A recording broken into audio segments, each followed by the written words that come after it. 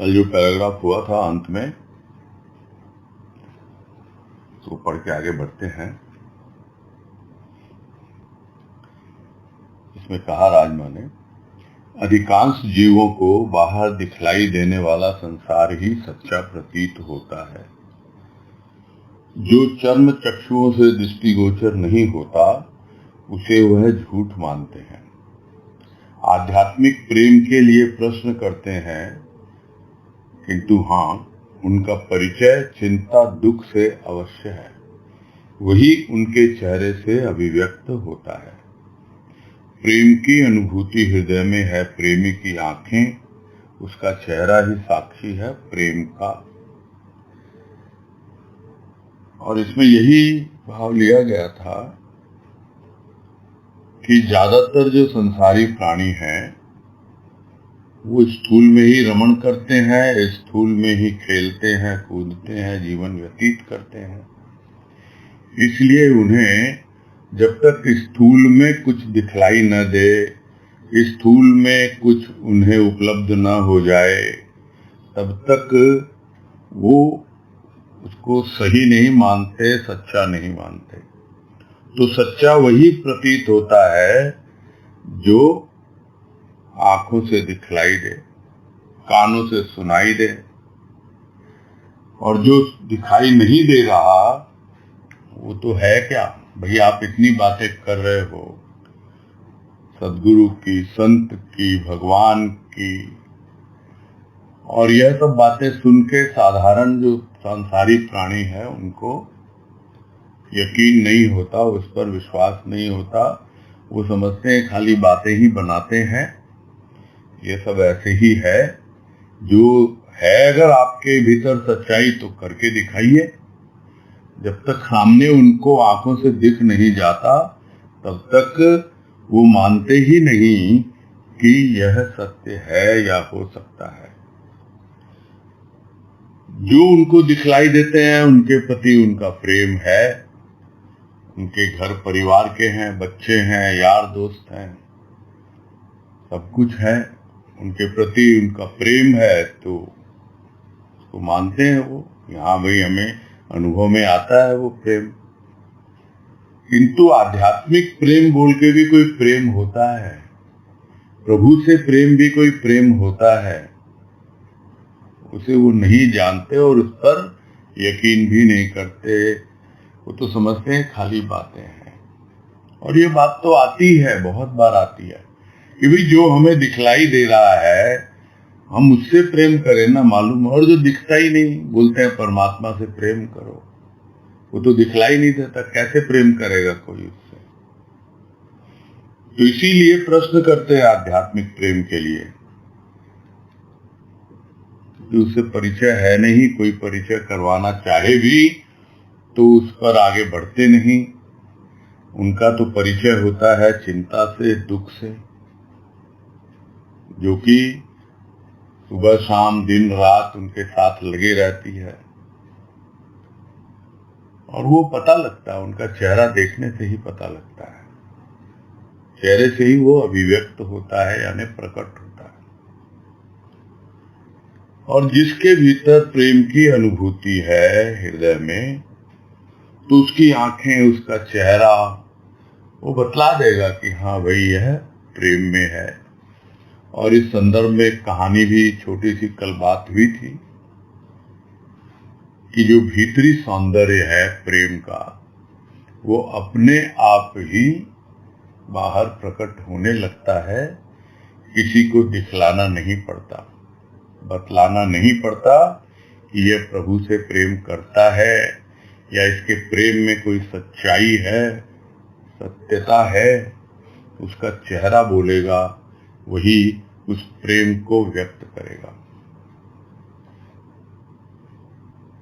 आज कह रहे हैं, सदगुरु कृपा से जब हृदय की ग्रंथि खुलती है, ज्ञान की ज्योति प्रज्वलित होती है, तब दिखलाई देता है क्या? सबके अंदर सत्य ही सत्य है, तू ही तू है।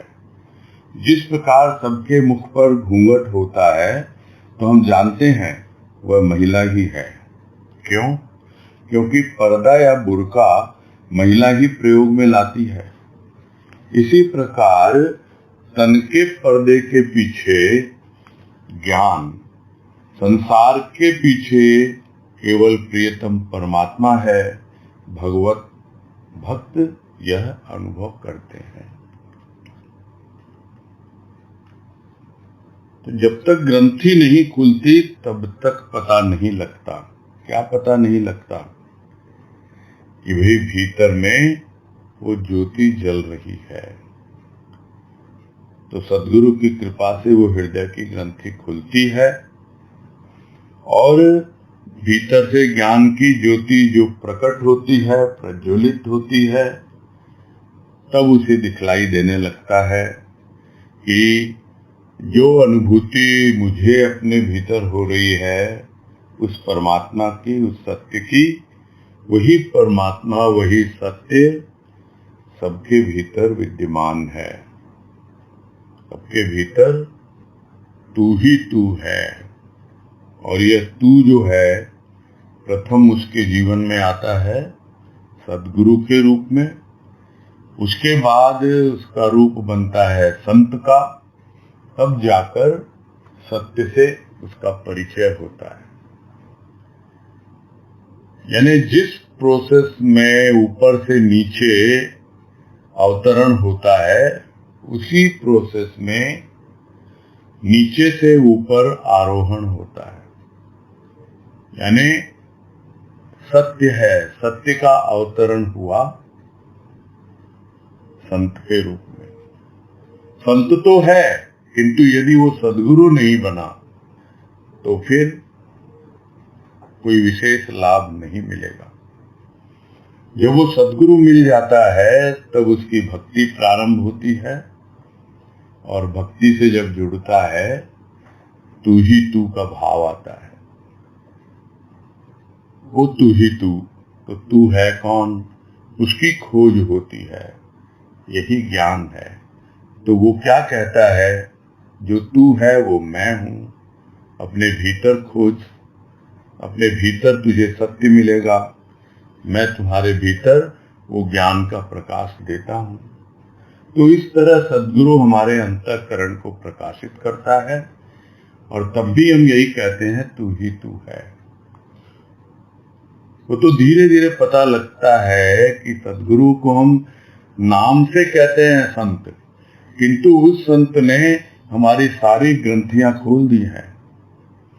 हमको अच्छी तरह समझा दिया धर्म, अर्थ, काम, मोक्ष का क्या मर्म है।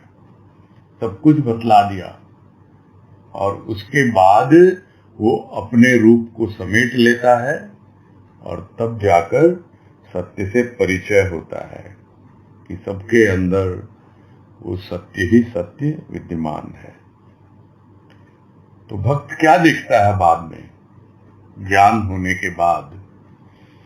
उदाहरण यहां लिया है कि जिसके मुख पर घूंघट होता है तो हमको ऐसे अपने आप ही पता लग जाता है। कौन घूंघट डालेगा? घूंघट डालेगा वो महिला ही होती है।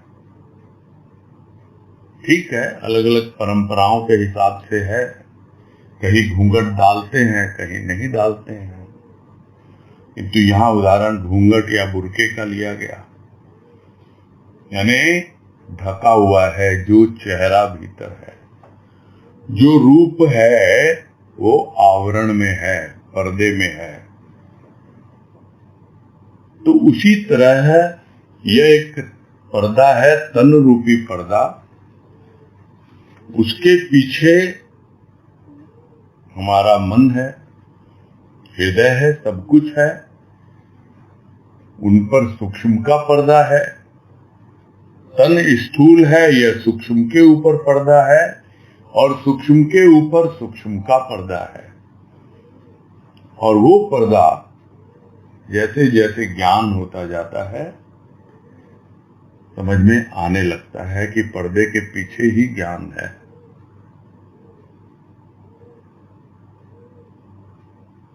क्योंकि भेद जो खोलना चाहता है, रहस्य में जो रहना नहीं चाहता, जो रस प्राप्त करते हुए आगे बढ़ता है, उसको समझ में आने लगता है नहीं तो सारी दुनिया क्या कहेगी, पर्दे में रहने दो, पर्दा न उठाओ। पर्दा जो उठ गया तो भेद खुल जाएगा।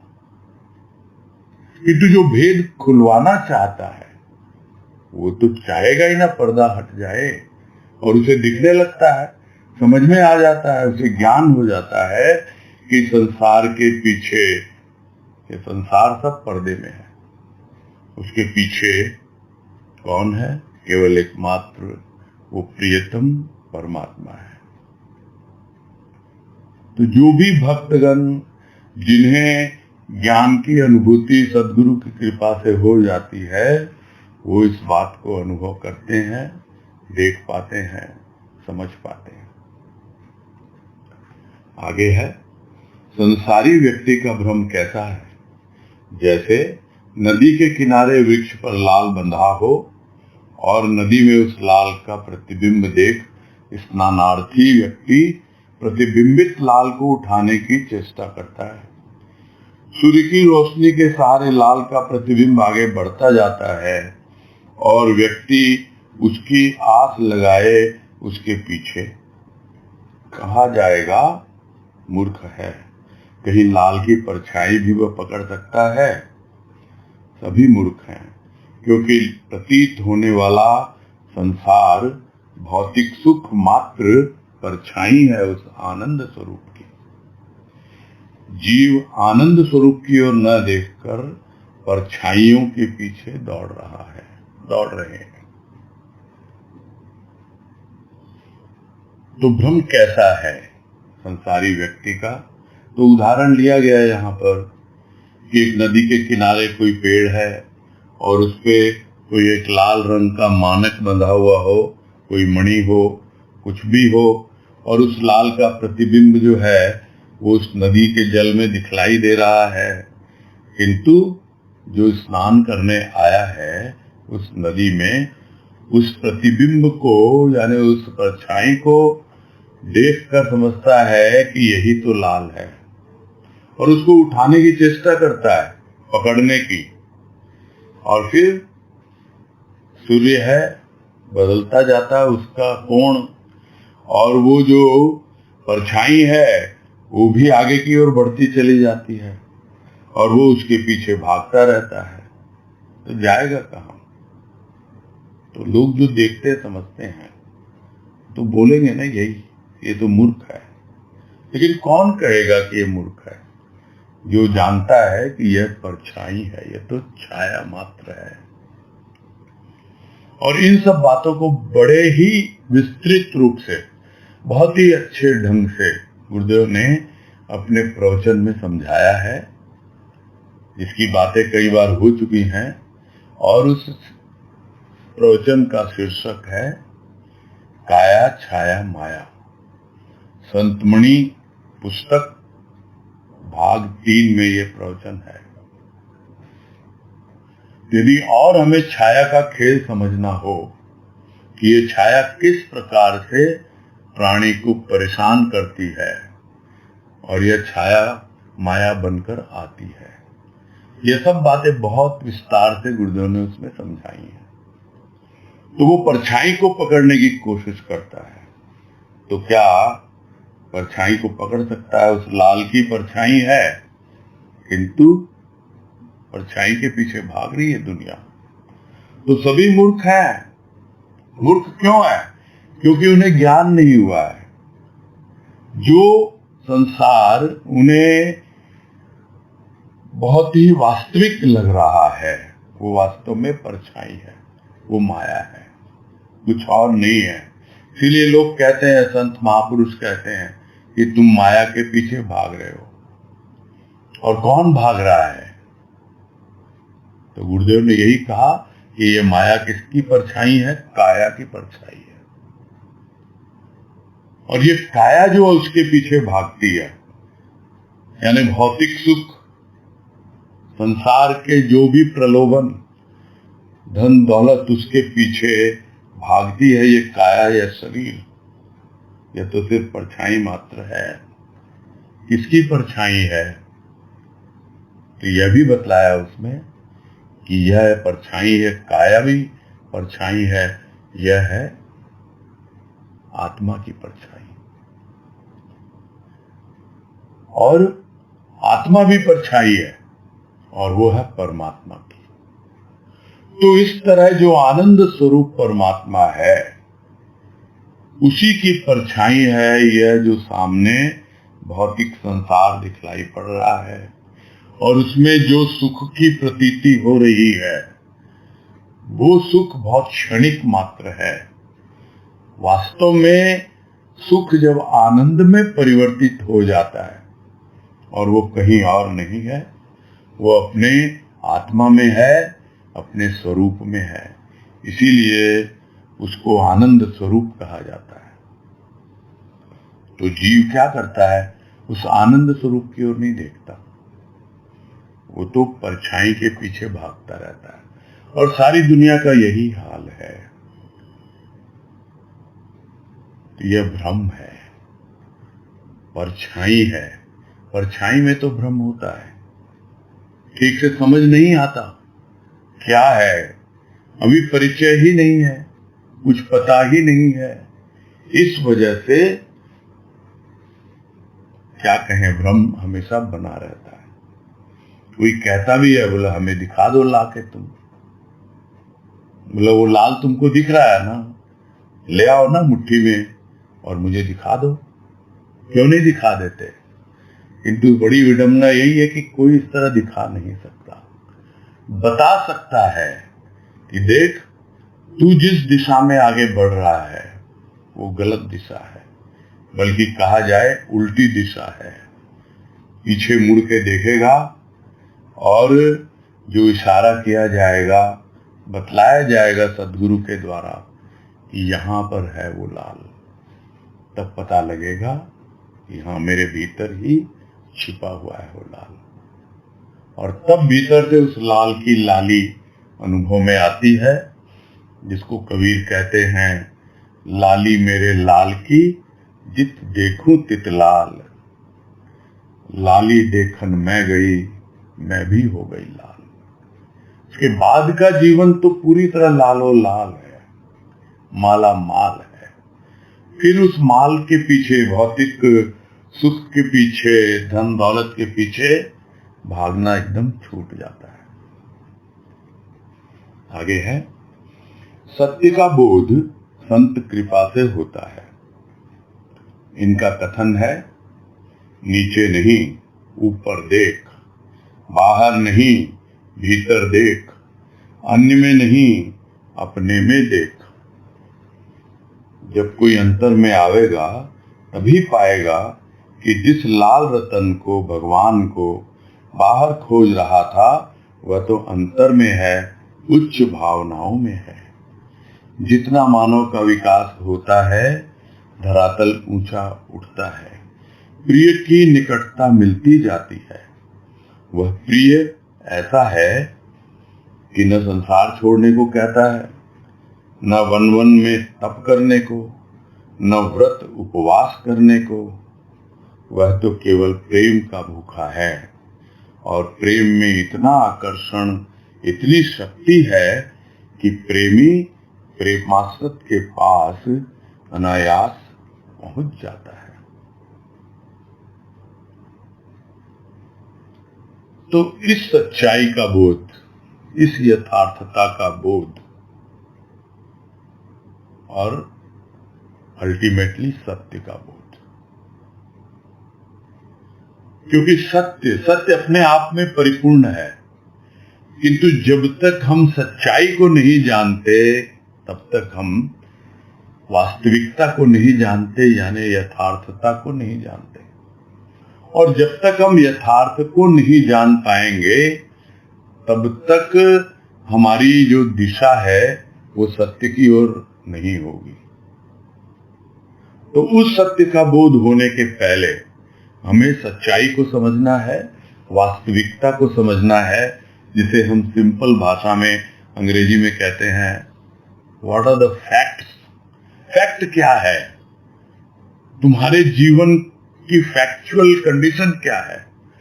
अपने जीवन की यथार्थता को हम समझें तब ना हम समझ पाएंगे जो इसमें कहते हैं। क्या है इस लेख का शीर्षक? जीवन का नव निर्माण। जब तक हम अपनी प्रेजेंट सिनेरियो, अभी की स्थिति को नहीं समझेंगे, वास्तविकता को नहीं समझेंगे, तो हमारा नव निर्माण कैसे होगा? कराते हैं संत की कृपा से ही होता है सत्य का बोध, इसमें कोई संदेह नहीं है। लेकिन वास्तविकता क्या है? ये भी परछाई के पीछे दौड़ रहा है। अभी नीचे देख रहा है बहते हुए जल को, अभी ऊपर नहीं देख रहा जिस वृक्ष पे वो लाल लगा हुआ है। इसलिए कहते हैं, जो सदगुरु की वाणी है ये जो लिखी हुई है यहाँ, कि नीचे नहीं ऊपर देख, बाहर नहीं भीतर देख, अन्य में नहीं अपने में देख। तो बाहर नहीं है वो भीतर है, दूसरे में नहीं है तुम्हारे अपने में है, और नीचे नहीं ऊपर है, यानी उसका धरातल और ऊपर करना पड़ेगा तुम्हें। तो जो भीतर प्रवेश करेगा, भीतर जाएगा, तभी तो पाएगा उस लाल रतन को, जिसको भगवान कहे, सत्य कहें, आनंद स्वरूप कहें, कुछ भी नाम दे उसको। तो जिसको बाहर खोज रहा है, जिस भगवान को, वो तो तुम्हारे अंदर में है। कहाँ है? उच्च भावनाओं में है।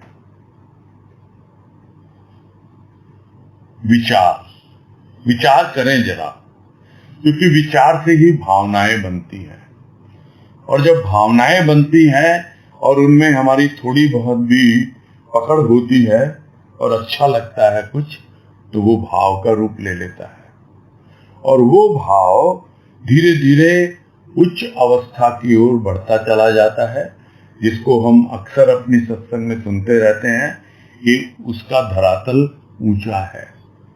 तो किसका धरातल रहता? तो वो जमीन पर ही है। ऐसा थोड़ी है कि वो हाई राइज बिल्डिंग में बहुत ऊंचे तल्ले पे कहीं रह रहा है, और रह भी रहा तो कुछ जरूरी है कि उसका धरातल ऊंचा हो। ये तो भीतर का धरातल है, भाव का धरातल है। तो वो भाव आता है उच्च भावनाओं से। तो उच्च भावनाएं जब होंगी तो अपने आप उसका विकास होता रहता है। तो जितना उच्च भावनाओं में रहेगा, उसका धरातल ऊपर ऊंचा उठता चला जाएगा, और उसको अपने आप ही प्रिय की निकटता का बोध होने लगेगा कि मेरा प्रिय, मेरा प्रभु जो मेरे अंदर ही छिपा हुआ है, वो मेरा लाल। अक्सर तो बच्चे को कहते हैं लाल, किंतु लाल यहाँ पे तात्पर्य है उस प्रभु से।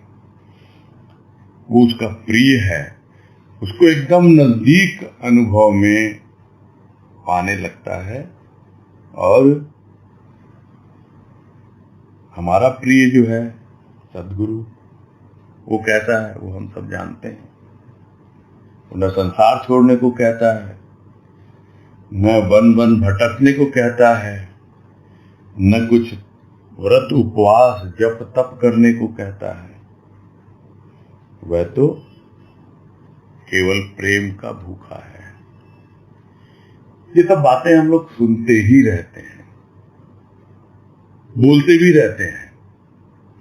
अब सिर्फ और सिर्फ देखना इतना ही है अपने आप को कि हम कितना उसको अपनाते हैं, और अपनाकर उसके अनुसार जीवन जीते हैं। तभी जीवन का नव निर्माण होगा, नहीं तो बातें बातें रह जाएंगी। अपना भी लिया, किंतु उसके अनुसार हमारी स्थिति नहीं बनी भीतर की, तो फिर धरातल ऊपर उठेगा नहीं। प्रेम का आकर्षण इतना खींचता है प्रेम, यह पहचान है। ऐसा नहीं है कि हमें दुनियावी प्रेम कभी नहीं हुआ होगा, और अभी भी नहीं है। बच्चा समय पे आता है, काम पे जाता है, एक दिन थोड़ी देर हो जाए और कोई खबर न दे चिंता हो जाती है। ये सब देखते हैं हम। एक छोटा सा रूप है प्रेम का समझने के लिए। और वो जो पिता है हमारा, परम पिता परमात्मा, वो कब से प्रतीक्षा कर रहा है हमारी कि ये बच्चा कब से निकला हुआ है घर से, अभी तक लौटा नहीं। पुकारता है, कितना प्रेम करता है वो हमें, कितना समझाता है, बोलता है, किंतु हमें सुध नहीं आती है। और जब सुध आती है तो अपने आप पता लग जाता है कि प्रेम में कितना आकर्षण है, इतना आकर्षण है, इतनी शक्ति है कि प्रेमी अपने आप ही अनायास बिना प्रयास के पहुंच जाता है अपने प्रेमास्पद के पास, यानी अपने प्रभु के पास। 3 चीजें हैं ये, प्रेमी, प्रेम और प्रेमास्पद। प्रेमी यानी स्वयं, प्रेम वो साधन, प्रेमास्पद वो साध्य। तो स्वयं साधक प्रेम का साधन है और साध्य तक पहुंचना है। खींचा चला जा रहा है, प्रेम खींच रहा है उसे, बड़ी सहजता से अपने आप ही पहुंच जाता है वहां तक। फिर प्रेमी और प्रेमास्पद एक हो जाते हैं, जिसे कहा जाता है रामकृष्ण परमहंस के शब्दों में, तुमी आमी, आमी तुमी, यानी तू मैं हो गया और मैं तू हो गया। ये भी बच गया। कौन बच गया? वो प्रेम बच गया। वो प्रेम, प्रेम इसीलिए कहा जाता है कि प्रेम ही परमात्मा है। यात्रा पूरी हो जाती है किंतु प्रेम बरकरार रहता है, प्रेम बिल्कुल रहता है, हमेशा हमेशा रहता है।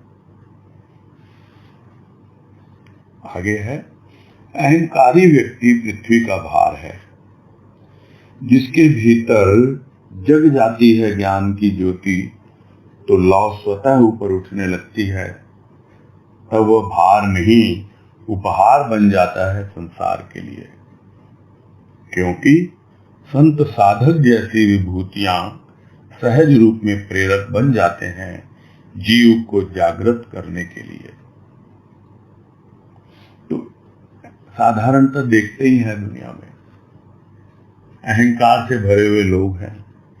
ठीक है, रावण जैसा अहंकारी यदा कदा ही होता है युगों युगों में। और वो भी क्यों? क्योंकि जितनी भी शक्तियां थी, आसुरी शक्तियां, वो सबकी सब एक व्यक्ति विशेष में समाहित हो गई, इसलिए उसका अहंकार इतना प्रबल था। आसुरी शक्तियां अभी भी है, अहंकार अभी भी है। तो जिस तरह रावण पृथ्वी का भार था, उसी तरह आज भी अहंकारी व्यक्ति पृथ्वी का भार बने रहते हैं। पृथ्वी चाहती है जल्दी से जल्दी कोई आए और इस अवतारी को यहां से विदा करे, यानी या तो इसके भार को हल्का करे और या फिर इसको यहां से विदा करे, ताकि पृथ्वी का भार कम हो। ये पृथ्वी के ऊपर भार है, ये कुछ करते नहीं, सिर्फ अपना अहंकार ही प्रदर्शन करते हैं। किंतु जिसके भीतर ज्ञान की लौ जग जाती है, तो अपने आप ही वो हल्का होने लगता है। यानी जो झूठा अहंकार, झूठी मैं जो होती है, वो भार है। भार इसलिए है क्योंकि वो भौतिकता पर आधारित है। बहुत पैसा मेरे पास, बहुत बुद्धिमान हूं मैं, क्या देखो कितना बड़ा मैं मिनिस्टर, कितनी पद प्रतिष्ठा है मेरी, ये सब इतना भार है। किंतु जैसे ही ज्ञान की लौ जगती है, यानी अपनी सच्ची मैं से परिचय होने लगता है और झूठी मैं छूटने लगती है, तो एकदम हल्का फुल्का हो जाता है जीवन। व्यक्ति वही रहता है, किंतु ज्ञान की लौ उसको ऊपर उठाने लगती है और वो भार नहीं रहता पृथ्वी का, वो पृथ्वी के लिए एक उपहार बन जाता है। संसार के लोग समझ पाते हैं, अन्यथा सब देखते हैं, अरे ये इतना अहंकारी, इतना ये तो भार है दुनिया में। किंतु जैसे ही उसका अहंकार विसर्जित हुआ, इतना हल्का फुल्का स्वयं भी अनुभव करेगा और संसार के लिए भार नहीं उपहार बन जाता है। और ऐसे लोगों को कौन प्रेरणा देते हैं? ऐसे लोगों को प्रेरणा देते हैं हल्का होने के लिए, भार मुक्त होने के लिए संत। संत ही नहीं, वो साधक भी, जो संत की शरण में साधना में लगे हुए हैं अपने साध्य तक पहुंचने के लिए, वो भी उन्हें प्रेरणा देते हैं। तो संत और साधक जैसी विभूतियां बड़े सहज रूप में उनके लिए प्रेरक बन जाते हैं। जो जीव सोए हुए हैं, भार स्वरूप है पृथ्वी पर, उनमें एक जागृति पैदा करने के लिए संत स्वयं तो बनता ही बनता है प्रेरणा स्रोत, बल्कि संत की संतान, उनके बच्चे जो साधक बन चुके हैं, साधना में लगे हुए हैं, वो भी जीव मात्र को जागृत करने के लिए, उसके भी भीतर प्रेम और ज्ञान की ज्योति जगाने के लिए हमेशा प्रस्तुत रहते हैं। आगे है, संत शरणागति के बिना सभी स्वार्थी रह जाते हैं। स्वार्थ में सुख तो पूरे हो सकते हैं, किंतु परमार्थ का आनंद, संतोष, तृप्ति से वंचित ही रहना पड़ता है। सुख को मृग तृष्णा कहा गया है। जितना सुख भोगो, तृष्णा वासना बढ़ती ही जाती है। क्यों? क्योंकि सुख है, आनंद नहीं।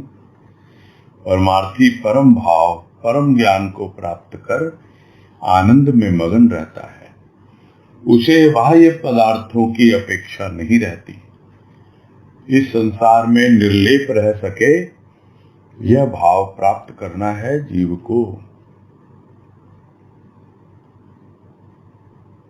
बिना शरणागति के कुछ नहीं होता है, तो सब जानते हैं। सारी गीता सुनने के बाद भी अंत में यही कहना पड़ा कृष्ण को अर्जुन से कि शरणागति के बिना कुछ भी संभव नहीं है, तू तो मेरी शरण में आ जा। तो स्वार्थ कैसे छूटे? स्वार्थ छूटे शरणागति से। और शरणागति में आकर भी यदि प्राणी स्वार्थी बना हुआ है, इसका मतलब अभी भी वो सुखों के प्रलोभन से बाहर निकला नहीं है। तो जब स्वार्थ होगा शरणागत होने के बाद भी, तो भी सुख तो पूरे हो सकते हैं, किंतु जो परमार्थ है शरणागति के माध्यम से, यानी संत जो हमें परमार्थ के मार्ग पर ले जाना चाहता है, उसमें जो आनंद है, उसमें जो संतोष और तृप्ति है, उससे तो वंचित रहना पड़ता है। फिर एक और तो शरणागति ली, किंतु स्वार्थ की भावना नहीं छूटी। भक्ति भी कर रहा है तो स्वार्थ पूर्ति के लिए कर रहा है, तो क्या होगा? सुख तो पूरे हो सकते हैं, किंतु परमार्थ का आनंद नहीं मिलेगा। और परमार्थ का आनंद नहीं मिलेगा तो संतोष होता नहीं कभी, और संतोष नहीं होता तो फिर तृप्ति कैसे हो, और तृप्ति नहीं हो तो फिर शांति कैसे मिले? ये एक के बाद एक है स्टेप्स। संतोष संतोष पहले आता है, उसके बाद तृप्ति आती है, उसके बाद शांति आती है, और तब आनंद की अनुभूति, वास्तविक आनंद की अनुभूति होती है। किंतु प्राणी तो सुख को ही आनंद मान बैठा है। अरे भाई, यह सुख तो एक मृग तृष्णा है। मृग तृष्णा, मृग तृष्णा यानी जानते हैं हम, जहां पानी है नहीं, जल है नहीं, और प्यासा हिरण जल की खोज में वहां ढूंढ रहा है। अरे जहां आनंद है नहीं, वहां आनंद ढूंढ रहा है, सुख में आनंद ढूंढ रहा है। सुख अलग चीज है। क्यों? क्योंकि सुख भोगते हैं, उतनी ही सुख की तृष्णा, क्योंकि सुख मिलता किसमें? वस्तुओं में। सुख आता है बाहर से, प्रसन्नता होती है भीतर। यह जो गुरुदेव का लेख है सुख, उसमें समझाया उन्होंने बहुत अच्छी तरह से कि सुख के लिए चाहिए बाहरी कुछ भी वस्तु, कुछ भी। प्रसन्नता के लिए कोई वस्तु नहीं चाहिए, उसके लिए तो संवाद मात्र ही यथेष्ट है। कि संत तुम्हें कहे कि भाई वस्तु की अपेक्षा मत रखो, तुम तो प्रसन्न रहो जो तुमको देने वाले ने दिया है, और तुम प्रसन्न हो तो मैं भी प्रसन्न हूं, तो अपने आप प्रसन्नता आती है और आनंद की ओर हम एक कदम आगे बढ़ाते हैं। अन्यथा सुख में रहेंगे, तृष्णा में रहेंगे, और ये तृष्णा ऐसी है, मृग तृष्णा, वासना बढ़ती जाती है। ढूंढते हैं आनंद को, भौतिक जीवन में वो मिलता नहीं है, क्योंकि सुख आनंद नहीं है। और जो परमार्थी होता है उसका क्या अर्थ है? परम अर्थ। उसके लिए रुपया पैसा अर्थ यानी जो भौतिक नहीं, आध्यात्मिक, वो परम अर्थ के लिए परमार्थी बना है, वो स्वार्थी नहीं है। वो परम भाव को पाता है, परम ज्ञान को उपलब्ध होता है, और फिर उसी में आनंद मगन रहता है। अब उसे कोई चिंता ही नहीं है बाहरी पदार्थों की, क्योंकि उन सब से वो निर्लिप्त हो चुका है। जो कुछ शरीर के लिए करना है करता है, वो नहीं के बराबर। बाकी उसका पूरा ध्यान अपने अंतर में भीतर रहता है। जिसको बाबा ने कहा अपनी वाणी में कि मैं तो आनंद सागर का मेढक हूं, उसमें गोते लगाता रहता हूं। हाँ, थोड़ा बहुत किनारे पे आता हूं, देख लेता हूं कहाँ क्या हाल चाल है, फिर अंदर प्रवेश कर जाता हूं। यही होती है उसकी अवस्था जो संतत्व को उपलब्ध हो गया, जिसे परम ज्ञान हो गया, जो अपने परमानंद में मगन रहता है, आत्मानंद में मगन रहता है। उसे बाह्य पदार्थों की जरा भी अपेक्षा नहीं रहती। ये मिलेगा तो मुझे आनंद आएगा, ऐसा कुछ हो जाए तब मैं मानूं कि गुरुदेव की कृपा हो रही है। ये अपेक्षा उसको नहीं रहती है। शरण ली है उसने, परमार्थ की ओर बढ़ा है, और धीरे धीरे जीवन में संतोष आ रहा है, तृप्ति आ रही है, शांति भी मिल रही है, और अब आनंद की अनुभूति क्या होती है यह भी समझ में आने लग गया। तो यही है इस संसार में रहने का उद्देश्य, कि निर्लेप रह सकें और इस भाव में रहें कि हाँ भाई, हमको तो परमार्थी बनना है, स्वार्थी नहीं। आगे है, ये सभी जानते हैं कि एक दिन न तन रहेगा, न तन को पोषण करने के लिए आवश्यक प्रतीत होने वाले साधन। फिर भी प्रयासरत है प्राणी इन्हीं साधनों को एकत्रित करने के लिए। सूक्ष्म शरीर के लिए भी उसे कोई साधन चाहिए, और वह साधन है प्रभु का नाम, भाव, उसका प्रेम। नाम, भाव व प्रेम से पोषित हुआ सूक्ष्म शरीर प्रिय के पास पहुंचता है। भक्त शरीर रहते ही निरंतर अपने सूक्ष्म शरीर द्वारा नित्य ही परमात्मा के पास पहुंचता है। और यह तो सभी जानते हैं, सही बात है। तन रहेगा नहीं एक दिन। अब जब तन ही नहीं रहेगा तो इस तन को पोषण करने के लिए, देखभाल करने के लिए जो भी लगता है जरूरी साधन है, फिर उनकी क्या आवश्यकता रहेगी।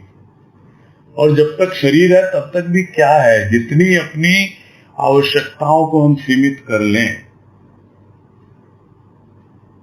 और यह विशेषकर पिछले 1 साल में हम सबने समझ लिया है कि कितने सीमित संसाधन से हम अपने जीवन में रह सकते हैं। क्योंकि कहीं बाहर जाना नहीं, कहीं कुछ घूमना फिरना नहीं, कोई क्लब पार्टी नहीं, कोई फंक्शन नहीं, कुछ नहीं, कोई दिखावा नहीं, कुछ। घर में रह रहे हैं आराम से, बस 2-4 कपड़े हैं, पहनते हैं, धो लेते हैं, यही तो जी रहे हैं हम। उसी तरह है जो भीतर रहता है, अपने घर के भीतर यानी शरीर के भीतर, उसे बहुत सीमित संसाधन चाहिए, ज्यादा कुछ चाहिए ही नहीं। ये तो बाहर के आडंबर हैं, बाहर के खेल हैं, जिसकी वजह से हमें इतना करना पड़ता है। अब जब पता लग गया तब शरीर से ही संबंधित, शरीर रहे न रहे तो इसके पीछे क्यों भागना। इन साधनों को एकत्रित करने से क्या लाभ है। अरे भाई, भीतर भी तो कोई घर है, भीतर भी तो, शरीर के भीतर भी तो एक शरीर है। यह तो बाहर का शरीर है जो घर है, और भीतर का शरीर भी है सूक्ष्म शरीर। उसके लिए भी तो साधन चाहिए, कुछ है, पता है उसको, उसके लिए साधन है, प्रभु का नाम है। और उस नाम को लेकर जब एकाग्रता आ जाती है मन में, साथ में प्रभु का प्रेम और भाव जुड़ जाता है, तो सोने पे सुहागा हो जाता है। फिर नाम का महत्व नहीं रहता, प्रेम और भाव से पोषित होता रहता है उसका सूक्ष्म शरीर यानी अंतःकरण। वो तो बाहर के शरीर के पोषण में लगा हुआ था, उसी की देखभाल में लगा हुआ था। जब संत आया जीवन में तब पता लगा कि इसके प्रेम और भाव से पोषण होता है उसके सूक्ष्म शरीर का, यानी उसके अंतःकरण का, मन बुद्धि चित्त अहंकार का। और ये भक्त जो होता है, शरीर से कहीं जाए या ना जाए, घर में रहते हुए ही अपने बाप उसे संपर्क अपना जोड़ लेता है। वैसे ही शरीर रहते ही निरंतर अपने सूक्ष्म शरीर से नित्य ही परमात्मा के पास पहुंचता है।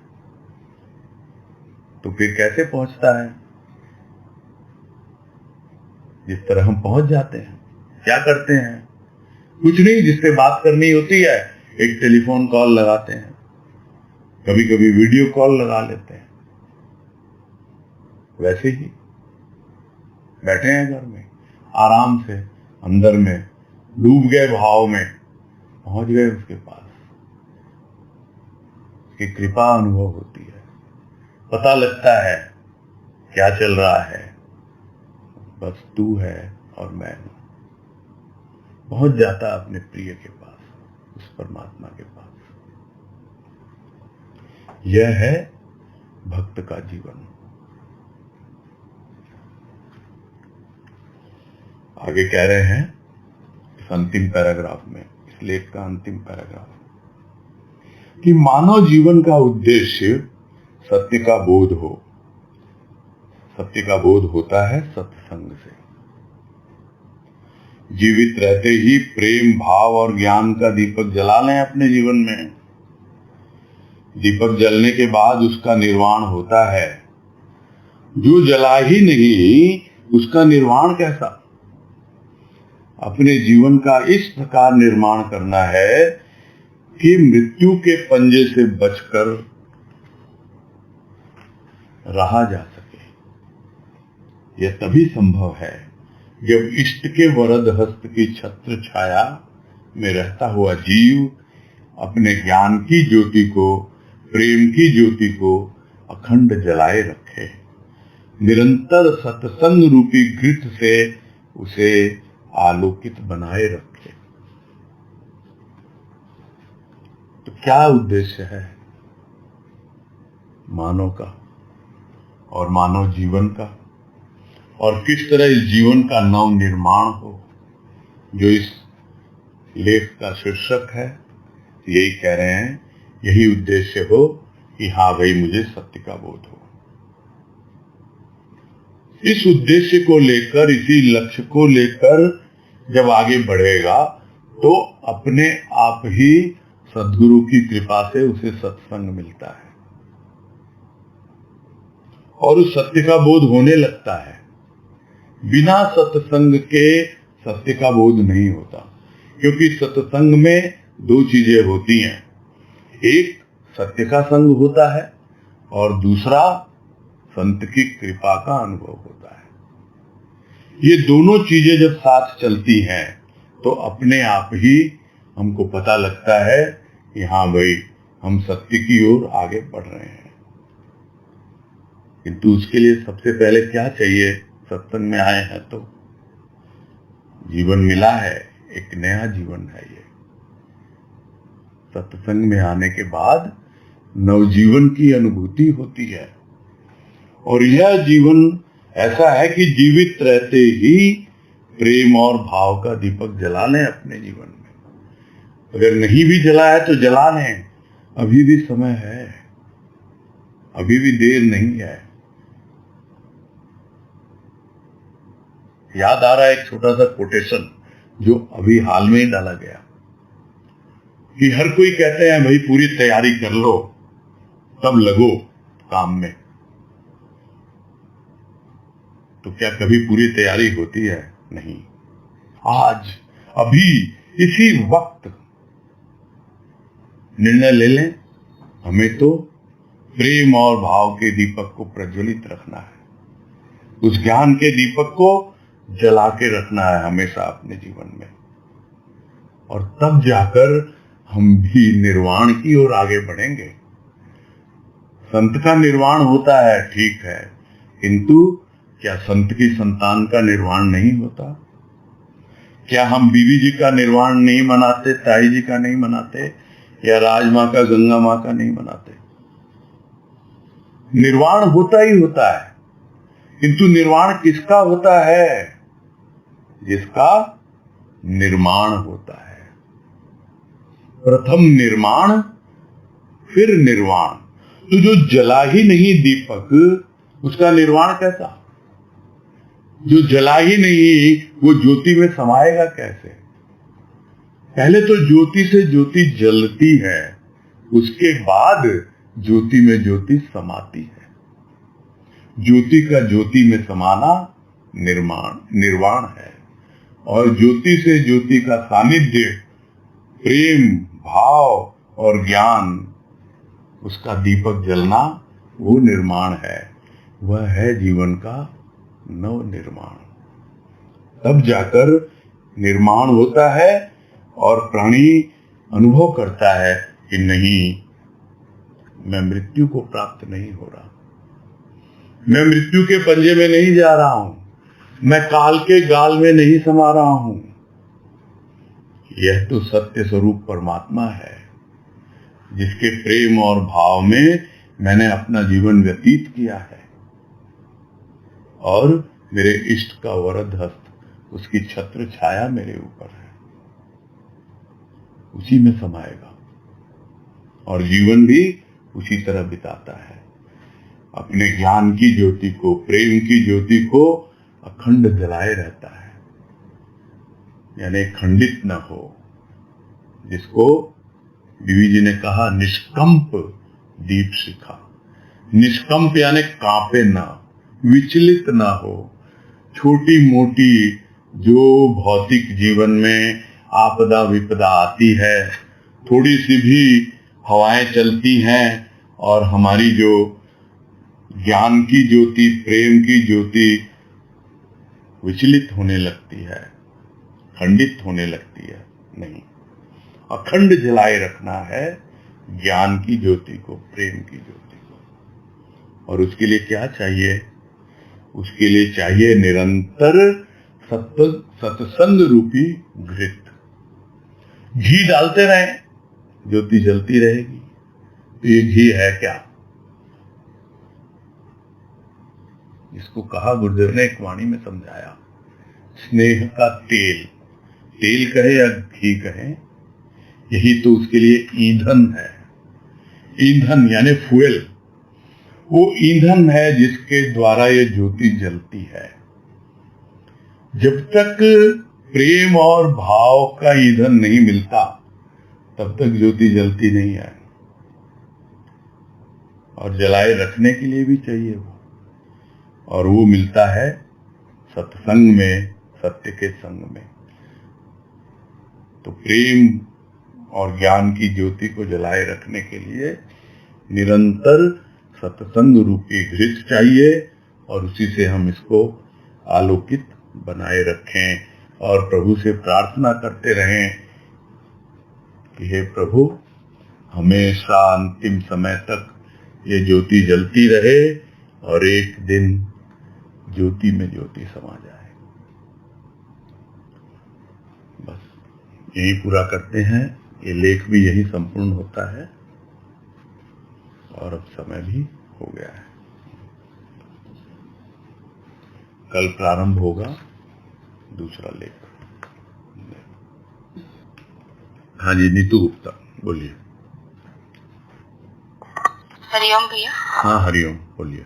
हाँ, जैसे सत्संग में जो घृत का बताया, ये मतलब स्नेह का और प्रेम भाव का जो घी बराबर डालते रहे, ये किस रूप में बराबर डालते रहे? मतलब प्रभु से प्रेम करते रहे, चाहे कैसी भी स्थिति परिस्थिति हो बाहर की, उसे प्रभावित न हो, न प्रेम उसके प्रति बनाए रखें। जैसे एक बात तो जैसे हम ऑनलाइन सत्संग करते हैं, तो अपना एकल का सत्संग भी करें। मतलब जो 2 घंटे का सत्संग होता है वो अपने घर पर एकल का सत्संग की, अपने जो खुद का ही सत्संग होता है बस वही काफी है। 2 चीजें होती हैं सत्संग। एक होता है फॉर्मल, एक होता है इनफॉर्मल। तो जो इनफॉर्मल सत्संग होता है, वो सत्संग आप कभी भी कर सकते हैं। अच्छा। अपने घर में, हाँ, कभी भी अकेले, वही होता है। अकेले जब मर्जी हो। हाँ। कोई समय की भी सीमा नहीं है कि 1 घंटे करना है, आधे घंटे करना है। ये भी से नहीं है कि वहीं बैठ के करें। अरे आपके भीतर है वो आपका प्रभु, आराम से करें। अब याद आ रहा मुझे कि जी बहन ने प्रश्न किया था, कई साल हो गए, कि भैया लोग बोलते हैं सुबह उठ के ध्यान में बैठना चाहिए।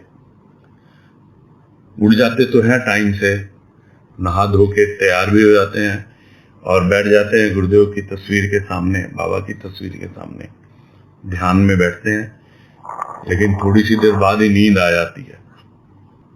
अब जैसा उस वक्त भाव दिया गुरुदेव ने, वो कहा गया भी याद आ रहा है।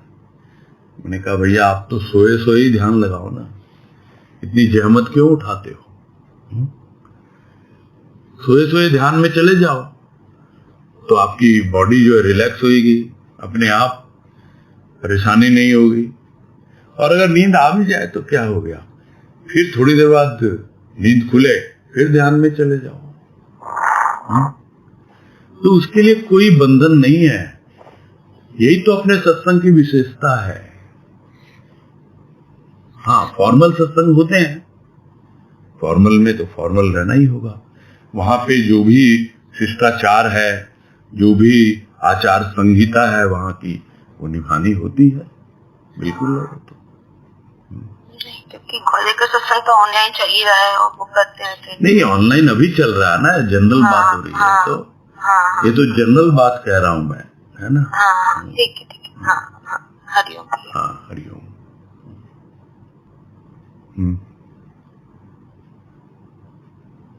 सुनीता जालान,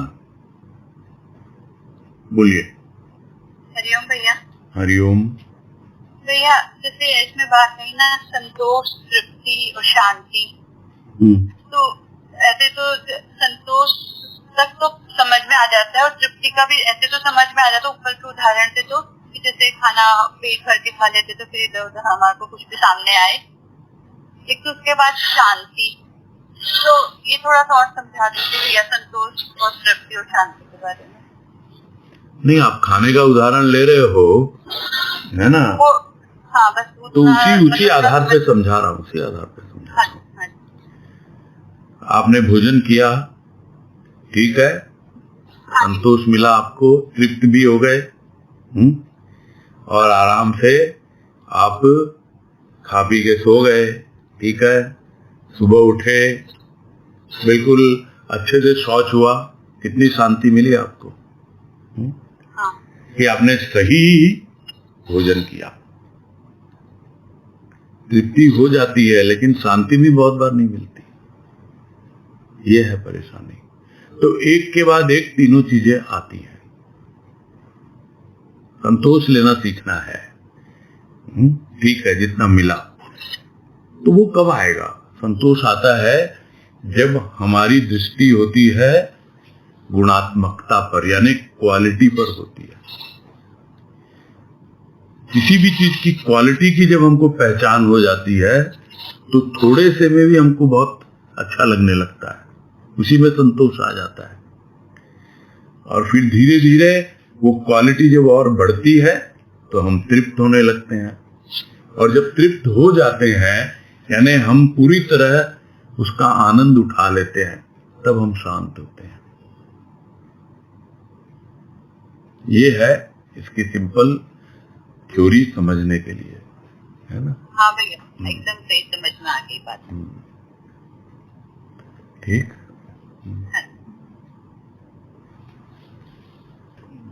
और तो हैंड रेस कोई है नहीं, बस 1 ही मिनट रह गया 2 बजने में। आ गया अजय बंसल, हाँ जी, आइए आइए। प्रणाम भैया। हाँ नमस्कार, बोलिए। ये कई बार ऐसा लगता है ये जो बोर्डम है ये बहुत डीप रूटेड है, इसका क्या कारण है? नहीं समझ में नहीं आया, क्या पूछ रहे हैं? ये जो एक बोर्डम जो बोलते हैं ना, बोर। अच्छा, बोर होना। हाँ, ये बहुत डीप रूटेड है ऐसा लगता है, इसका क्या कारण है और क्या सोल्यूशन है? मन नहीं लगता है, मन को रस नहीं मिलता है, यही कारण है, और कोई कारण नहीं है। बोर तो तभी होगा भाई, हम पिक्चर देखने जाते हैं सिनेमा, और बोलते हैं क्या, अरे बड़ा बोरिंग पिक्चर था यार, क्योंकि हमारा मन नहीं लगा, हमको रस नहीं मिला। किंतु दूसरा आदमी एक है, बोलता अरे क्या बोल रहे हैं आप, और इतनी फर्स्ट क्लास पिक्चर है, देखो कितने अच्छे अच्छे गाने हैं, कितना बढ़िया डांस है, क्या डायलॉग है, उसको तो अच्छा लग रहा है। लेकिन आपके मन पसंद नहीं है, आपका मन नहीं टिक रहा है, आपके मन को रस नहीं मिल रहा है, इसलिए बोरिंग लगता है। बस इस उदाहरण से हम समझ सकते हैं क्यों बोरिंग लगता है।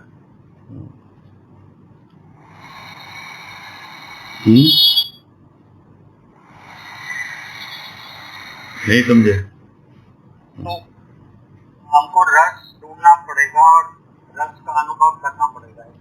ये इंटरेस्ट आना चाहिए पहले तो, फिर जबरदस्ती तो नहीं कर सकते आप, है ना?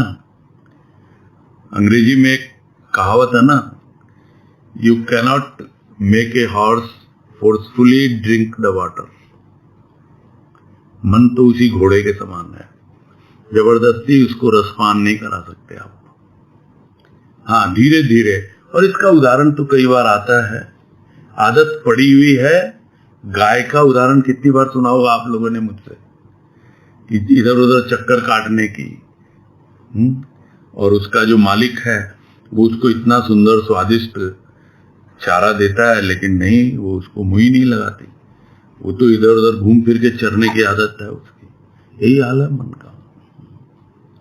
चलो, प्रैक्टिस चाहिए उसके लिए, थोड़ा सा मन को समझाना भी पड़ता है। ठीक है? ठीक है भैया, हम्म। प्रणाम। हाँ, हरिओम। हाँ, सुधा तुलसीराम बोलिए। प्रणाम भैया। हाँ, नमस्कार, बोलिए। ये जैसे भक्ति करते हुए संतोष भी मिलता है कि हाँ हमारी हो रही है भक्ति, और तृप्ति का भी एहसास होता है, लेकिन फिर भी पूरी शांति नहीं मिलती, तो वो क्या? वो कल भी बात आई थी ना, उसको आप अशांति न समझें, उसको आप व्याकुलता समझें। कल ये बात आई थी कि अशांति और व्याकुलता में क्या अंतर होता है। आपको लक्ष्य तक पहुंचने की व्याकुलता है, इसलिए आप शांत होके नहीं बैठ पा रहे हैं। समझ गए? हाँ हम्म। ठीक है। हम्म। प्रणाम भैया। हाँ, हरिओम हरिओम। ठीक है फिर समय हो गया, पूरा करते हैं।